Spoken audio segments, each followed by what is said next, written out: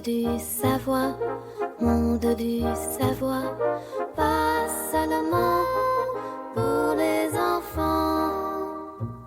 Bonjour les enfants.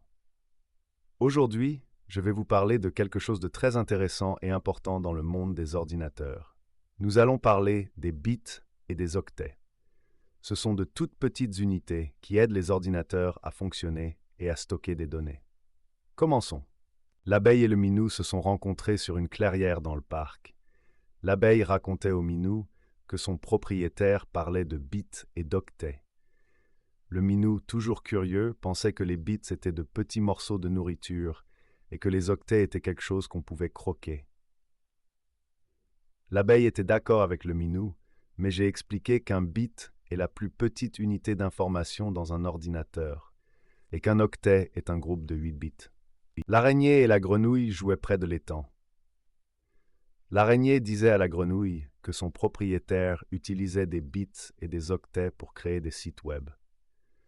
La grenouille sautait de joie, pensant que c'était quelque chose qu'on pouvait voir et toucher. L'araignée lui expliquait que les bits et les octets ne sont que des nombres que l'ordinateur comprend. J'ai ajouté que chaque bit peut être un 0 ou un 1, et que les octets sont 8 de ces bits ensemble. Le moineau et le cochon d'Inde se sont rencontrés près du pont. Je leur ai posé la question « Combien de bits y a-t-il dans un octet ?» Le moineau a rapidement répondu que c'était 8, car il aime résoudre des énigmes. Le cochon d'Inde a confirmé en disant que c'était comme 8 petits morceaux d'un puzzle qui représente une donnée. Les deux animaux avaient raison, et j'étais très fier d'eux. Les enfants, aujourd'hui nous avons appris que le bit est la plus petite unité d'information dans un ordinateur, et que l'octet est un groupe de 8 bits. Un bit peut être un 0 ou un 1, et les octets aident les ordinateurs à stocker et à traiter des données numériques. À la prochaine fois.